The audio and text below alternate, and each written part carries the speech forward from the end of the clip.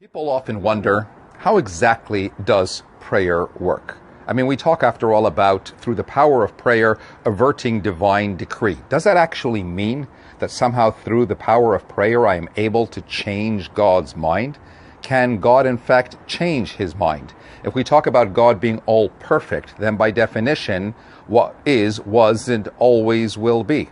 So what exactly am I achieving through the power of prayer such that I'm able to change destiny in some way? And yet the point is that when I pray, I don't do it for God's sake. I do it entirely for my own sake. By definition, everything is there potentially before God, such that what appears to be a change up above is really only a reflection of what is a real change down below.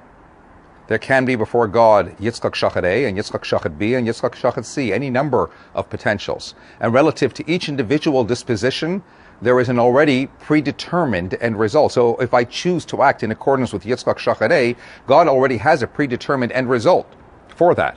And if I now choose to change and act in accordance with Yitzchak Shachar C, then there is an altogether different end result relative to that particular disposition.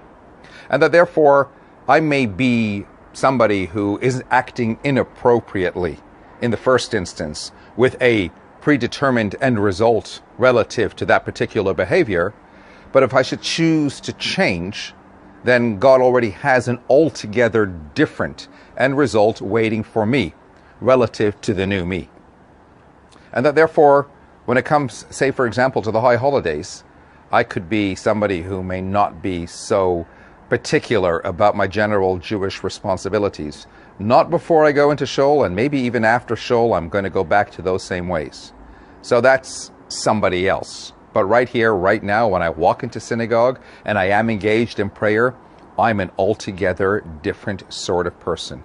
When I'm there, even if it's only for 10 or 15 minutes, and I'm focused and I'm appreciative of what the moment is all about, and I am in those moments God-centered rather than self-centered, then whatever I may have been, and whatever might have been my predetermined end result prior to my having walked into synagogue, right now, I am a different person. I'm not that same guy.